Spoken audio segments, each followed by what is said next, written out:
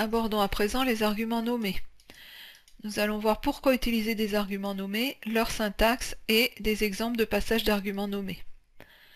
J'ouvre le fichier argumentsnommés.xlsm qui se trouve dans les ressources de cette vidéo. J'active le contenu le cas échéant et je vais dans l'éditeur Visual Basic. Alors, les arguments nommés servent à s'affranchir d'un certain nombre de contraintes dans le passage des arguments. En effet, l'ordre d'apparition est parfois difficile à mettre en œuvre, c'est-à-dire que typiquement on va avoir 2-3 paramètres et quelque part on va s'affranchir à ce niveau-là avec les arguments nommés de l'ordre de ces paramètres. Et notamment c'est important avec les arguments facultatifs, puisqu'on a dit que les arguments facultatifs devaient se mettre en fin de liste d'appel à une fonction ou à une procédure, mais lorsque je vais vouloir passer des arguments, je vais peut-être plutôt privilégier le fait de passer que les arguments qui sont renseignés dans les arguments facultatifs, et donc ça va m'éviter de me rappeler dans quel ordre j'ai mis tous mes arguments et de les passer à vide le cas échéant. Alors ça permet également aussi d'avoir une meilleure lisibilité sur le passage des arguments, puisque en passant les arguments et en les nommant, bien évidemment on sait de quel argument il s'agit et on n'est pas obligé de se référer à la liste des arguments de la fonction ou de la procédure pour connaître quel est l'argument qui est passé. Alors comment est-ce qu'on passe un argument nommé? La syntaxe, c'est le nom de l'argument, égal et la valeur de l'argument.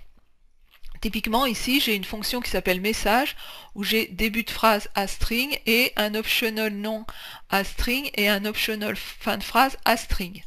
Donc ça c'est ma fonction qui a 2 paramètres optionnels et un paramètre obligatoire. Quand je vais passer des arguments à cette fonction, si je ne mets pas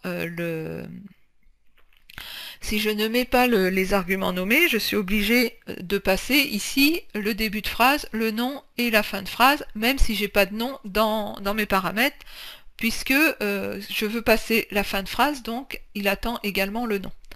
Pour m'affranchir de cette contrainte, en passant en argument nommé, je mets donc début phrase ici, égal bonjour. Je n'ai pas besoin de nom, donc je ne le mets pas, et je mets fin de phrase à tous dans l'appel de ma fonction. Et voilà, j'ai bien bonjour à tous. Si je n'avais pas mis ces arguments nommés, donc si je reprends ici l'appel de ma procédure,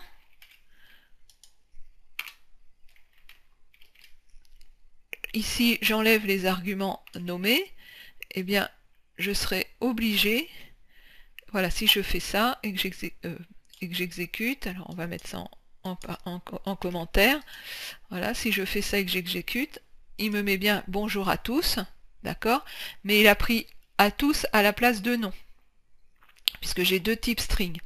Donc ici, je vais mettre un type double.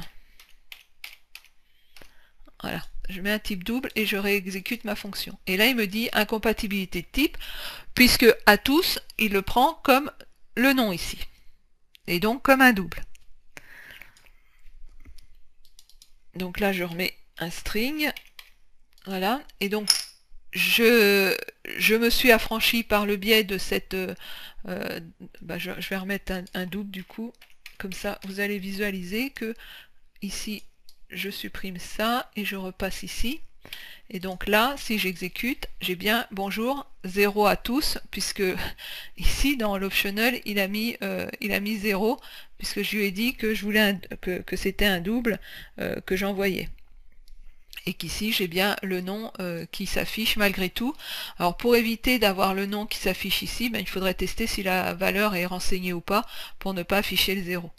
Mais en tout état de cause, le fait de nommer les arguments va vous permettre de passer les arguments facultatifs plus facilement sans les passer tous dans l'appel de la fonction de la procédure.